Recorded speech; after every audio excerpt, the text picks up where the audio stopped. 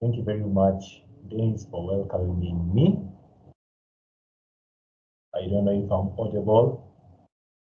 Someone, Donny, can Yes, I can hear you, but you're breaking. oh, I'm breaking. Okay. Yeah.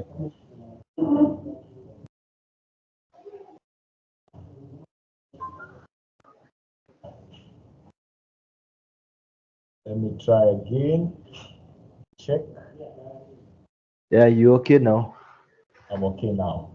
Yeah, Thank you very much for the feedback. you're Yeah, welcome. so a little bit of introduction. I am Samuel Samson Omolo Mwata.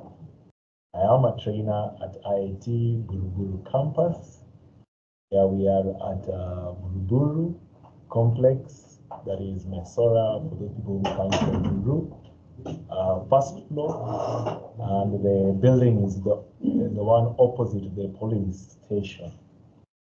Yeah, so I'm going to present on how to write your CV.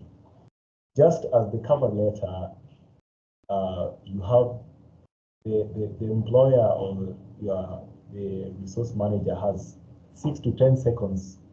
The CV also, if your cover letter wowed the employer, then your CV also has about 6 to 10 seconds. That is an average on ratings. So, so what is a CV? It's a curriculum vitae. So a CV is a comprehensive document that outlines the professional and academic history, skills, achievements, and other relevant information. Now, this is not just you detailing stories of how you have been achieving things, but it is chronological, professional, academic history, skills, and achievement. So it is oftenly used during applying of jobs and positions, and also to brand ourselves, and also to monitor the progression of our learning or our improvement or our development as a person. Every time we gain something, we always have to update our CV, even if we are not going to apply for a job. So it is always good to look and update your CV every time that you are upscaling or upgrading yourself, so that you can also compare every year. After 6 months, you should always look at your CV and see if you are improving or you are stagnant at one point. So writing a compelling CV is a crucial and a key skill. And in fact, writing a compelling CV is one of the skills that you can also earn from. For instance, right now there are people who are just gaining a financial gain from just revamping people's CV. You give them your CV and they make it a standard CV. So having these skills is not only good for you for the next job you are applying for, but also can be a source of income for you.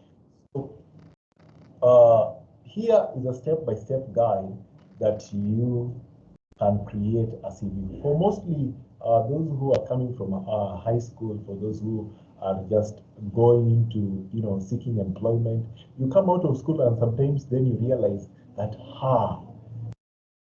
rather than the composition that you wrote a CV, you basically have no idea how to write a compelling CV that can bid for a job. So you realize this and you find yourself, you cannot go back to your English teacher in your primary school or in your secondary school. Maybe even English was not one of your best subjects because, one of other things. So here is a way and a step guide to write a CV. Now, number one thing, there are different types of CV. I have classified them into three basic types. There are so many of them, depending on whether the country you're coming from or the format that you're using. but I focused on on how they are written. We have a chronological CV that focuses on your work history, your experiences, and also some of your skills that you have. And it's listed in a reverse chronological order. That is from the recent one to the later track. Then we have a functional that emphasizes on your skills. Yeah, we are looking on your skills. What are your qualifications rather than your work history? What have you got? Then we have the one that combines the two blend, the chronological and the functional element that combines the two types of CV.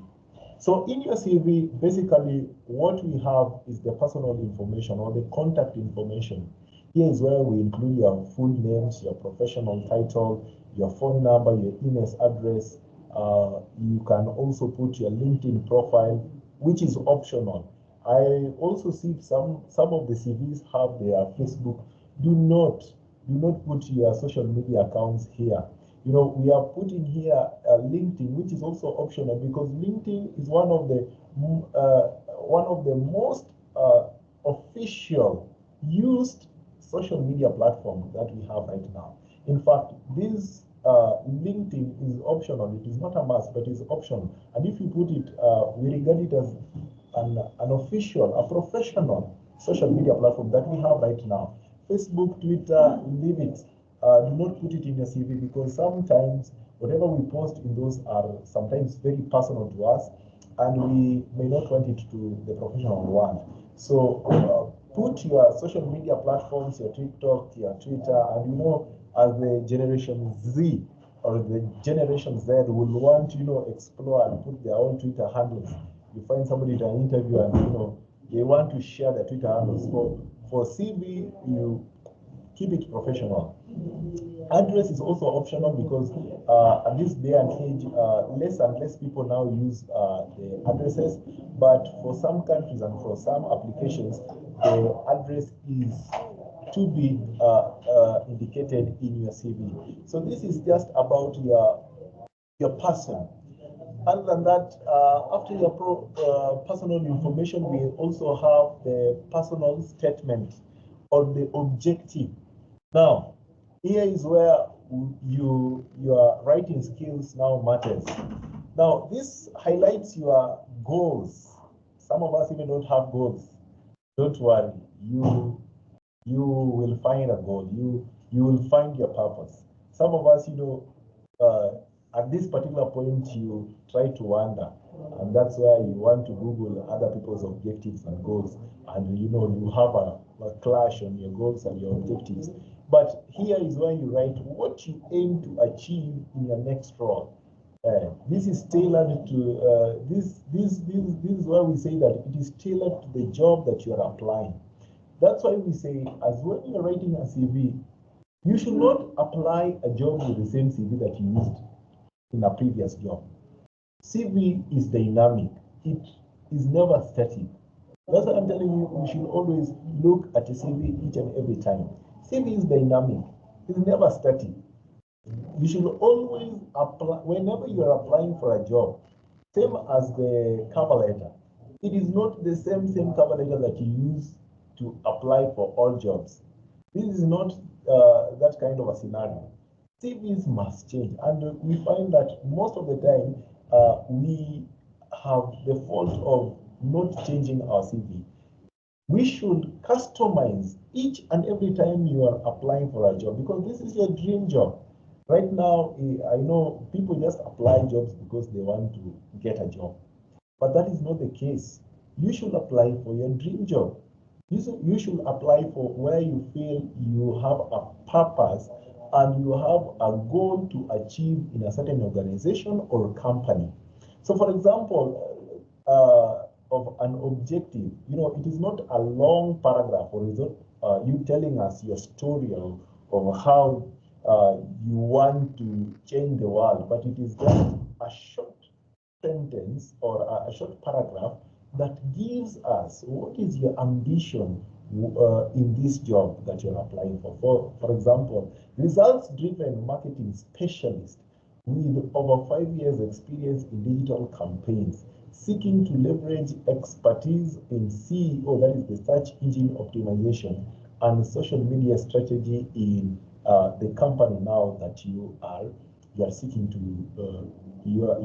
get employment in.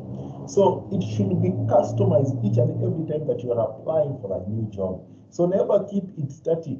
Never keep it the same to all companies that you are applying to, or any company that you're applying to. Make so that your goal or your aim. And a hint on this is that always look at the vision or the goals or the objectives of the company. Each and every company always has an objective, a vision. So try to customize your objective to their vision so that when the employer looks at your CV and looks at their objective, they see this one is in line with our objectives. Another thing is your work experience. Now, most of if you are just coming out of school, you're a fresh graduate, you might not have much work experience, and therefore your CV will take the education first, then the work experience. But when you have, when I'm talking to my audience, I'm talking to a large variety of audience. So when you are one who has been in the industry for some time, then you will start with your work experience. Now, you list your professional experience in reverse chronology. That is from your latest job now to the ones that you had worked in.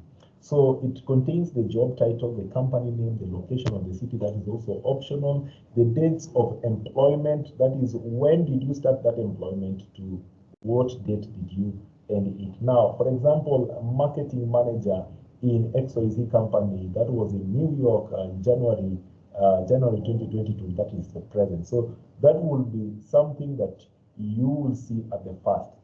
So here you will also put the achievements or what was your job specification role. So developed and implement digital marketing strategies, increasing website traffic by 50% within 6 months. So remember that whenever you are crafting your CV, make sure you craft it also as per the requirements needed. Let us see that where you are or what you have been doing is something that we need as a company. That, for example, whenever there is a job or vacancy position, there is always what will be the roles of the person who is applying for this position. So make sure that when you are writing even your work experience, please, after going through the requirements needed by the employer, now come and craft your work experience to meet and to show the potential employer that the roles that they need, you are convenient or you are very well capable of doing them, because it is part of your experience. You are experienced in certain areas that they are looking for to fill the position. So something like lead a team of 5, team building. So these are also, you put your skills here. This is some of the areas where you also unleash your skills in a crafted, creative way that lead a team of 5 in executing successful social media campaigns, resulting in a 30% boost in engagement. So even here, you are unleashing some of the skills you have, some of the work experience and skills that you have in the job market. When we go to education, you list the education background in reverse chronological order. Also, you start with the most attained educational level. So if you have a master's, you place your master's.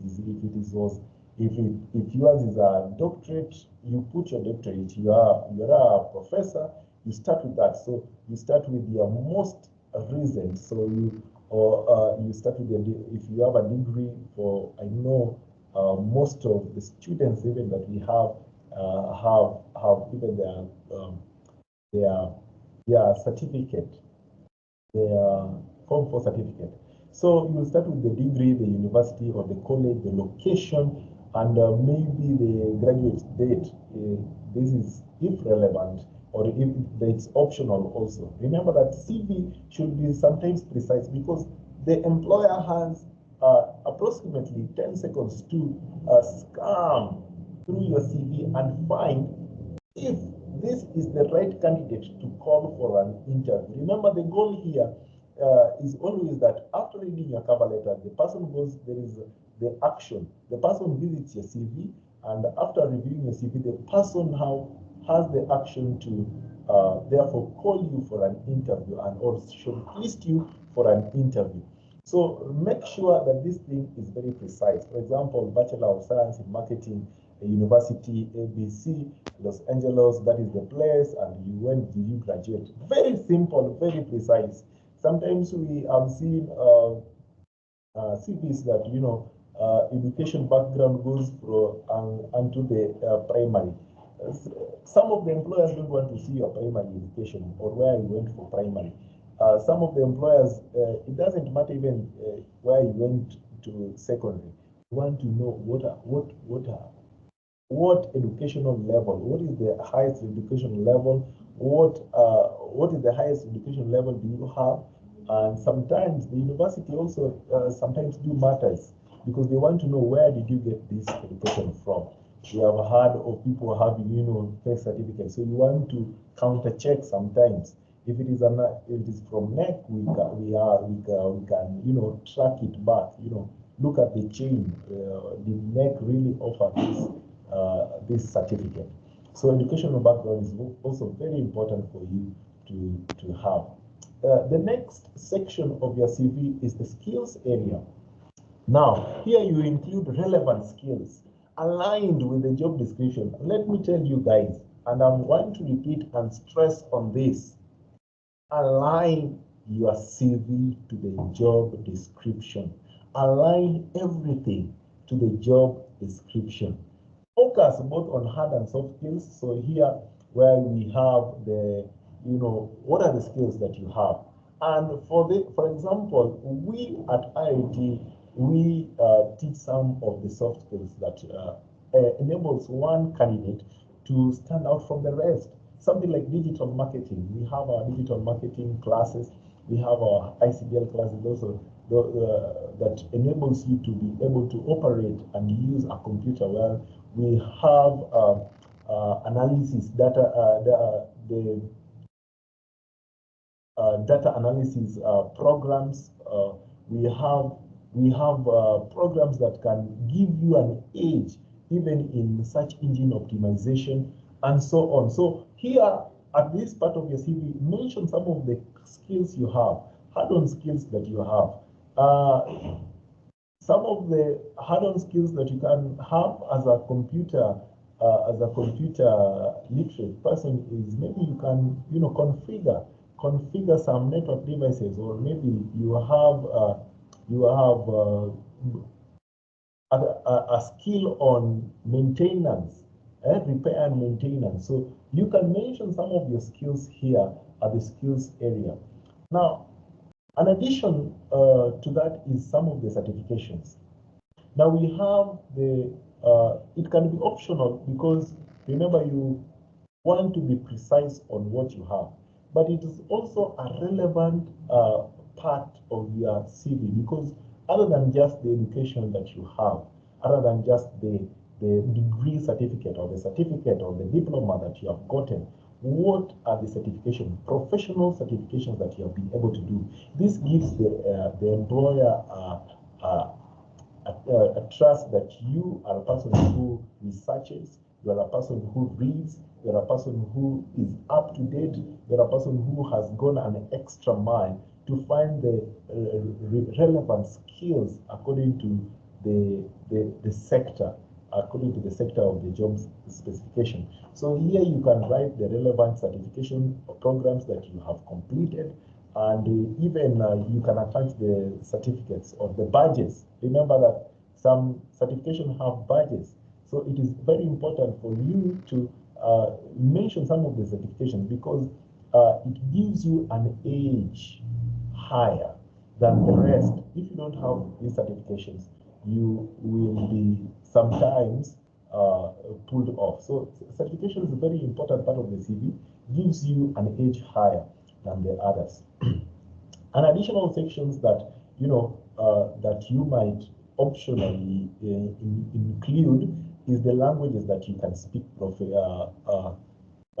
proficiency, your proficiency level in some languages. When we mentioned on the positioning yourself on the job market, we had mentioned on thinking globally. You can see even in our country today that we have attracted a lot of tourists in some time. You have attracted a lot of foreigners, and having an extra language rather than English and Swahili, having languages like the Chinese, having languages like the German, having languages like the Spanish, you'll be very surprised to understand that the most spoken language in the whole world is Espanol. You will wonder how is it more popular than English. And so remember that this is optional, and we are crafting our CV based on the requirements that the job requires. The volunteer, what you have been able to volunteer. Some of these NGOs, when you are applying for some of these NGOs, they want to know, have you ever even volunteered anywhere for your time, for your services, for your skills? Have you ever volunteered? Most of the time when we are working or when you are in a panel, you will listen. One of the questions will prompt the interviewer or interviewee to say that I want to give back to the society. How can you give back to the society when you have never even volunteered? So it is very crucial sometimes to know how to craft your CV to have even the volunteering experience. So the projects that you have done, yes, the projects that you have done, if they are soft projects, when you are in an IT sector, when you are applying for an IT position, we want to know what have you able to do, even if you have not gotten a job. What have you been able to do? Do you have a GitHub account? Do you have projects that you have undertaken in your GitHub account? There are projects other than this. If you are volunteered, have you ever led a team? Have you ever led a project? Notable projects related to the job. Now remember that this is you only put it if you have something that aligns yourself to the job description that has been placed.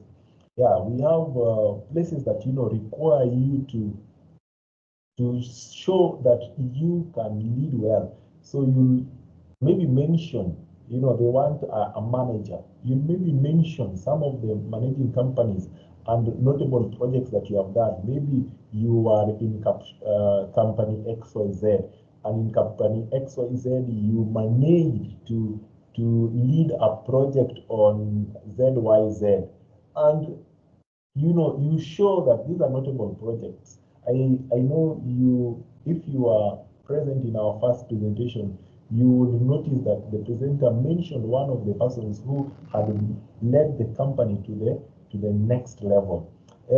Also, we have the publication on articles that you have published. In almost all courses, you always do a research paper. There is always a research that you have done. If it is your school research, after your school research, what have you been able to do other than your school research? Did you just leave it there? Here is also where you put your leadership positions. Where were you a leader? Achievements and award. Have you been ever in a competition? Have you ever won something even in your work experience? In all industries, there is always an awards being given. What awards have you been able to achieve? In high school, there was this science project. What awards have you ever been able to achieve? Then you can also put your hobbies. It is optional also sometimes. for you to include your hobbies. Then we have the references. Now, in the references, references can include statements like references are available upon request, because right now there was a data law that has been passed that you're not supposed to be sharing information or for other people, for example, their contacts, because we used to write the reference and their contacts and their email address and their position in that company. And with the data laws right now, you're not allowed to share somebody's information without their consent, and some many laws that have been passed. But you can research on that. But it is, if somebody needs a reference, you can always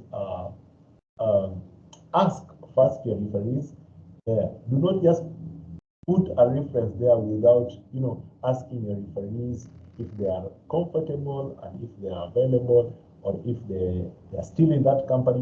Just try to find out if they are still in that position, because things change. Yeah. So try to find out if they are still in that position and if they will be comfortable to for you to use them as their referees. So then you can give out their contacts. But if not, just note that our references are available upon request, or leave this section out. So right now we don't allow you to do that. So what are the formatting tips? So length is typically 1 to 2 pages, depending on what experiences do you have. Somebody who has been in the industry, I've met CVs that even are published books, like the late Professor Magoha had a published book CV. That was his CV. It is like a booklet, because of his position, of his age, of his experience. He cannot go another. That was his standard, So you use professional fonts like Times New Romans, Arial, Calibri, and such forth. Do not put funny fonts. We also use the size 10 to 12 points, 14 to 16 for headers. Now, margin is 1 inch on all sides, and you can use bullet point for easy readability and for easy clarity. Your CV should be very clear and precise, to the point. Consistency, keep formatting. Consistency. I want to stress this as much as possible. I want you to know that do not, I repeat, do not use the same CV for all jobs. Make sure that you keep on formatting and have consistency throughout the document. The document formatting feature, that formatting feature, have that consistency. It is more appealing. But do not use the same document or the same CV, crafted CV for all jobs. Consistency here, I mean the formatting. That formatting is consistent throughout the document. Let no other headers be larger than the others, and in some sections they are smaller. So if it is bold, let all headers be bold. Something else that you should do with all documents is to proofread. Carefully proofread your CV to eliminate any typos or grammatical errors. Yeah, consider asking a friend or a mentor to review it, so that you can see what to change. And as you give your friend or a mentor to review your CV, make sure you also give them with the job description, so that as they look at the job description and they look at your CV, let them find that the CV is crafted to your dream job. So I will repeat again and again that do not let your CV remain static. Find your CV wherever it is. If you are in a job market, if you are in the industry right now, find your CV wherever it is and make sure you go through it, edit it or upgrade it to the skills that now you have gained, to the work experience now you have gained. If you are eyeing for a job somewhere, please take the job descriptions and and tailor-make your CV to the job description. Also, Google, research on the job, on the company that you are going to, so that you can find their objectives, their visions, their purpose, what they're trying to do, where they see themselves in the next couple of years, so that even in your hobbies or in your leadership or in your award, so that everything is crafted to align yourself to the job. And when you do that, I'm sure that you'll be making history in that new job. Thank you very much. I now appeal, or I now post, if there is anybody with a question, you can ask. Anybody with a question, you can ask, or you can share with us in the message box, the comments down below, so that we can get in touch with you and answer your question in due time. If there not be any question, I trust that you are now looking at your CV in mind and the areas that you need to improve your CV. And I wish you well in your next opportunity as you are applying for a job. Karibu sana pia IAT, where we'll skill you up and skill up your CV. Nice sharing this with you. Let us see each other next time. Thank you.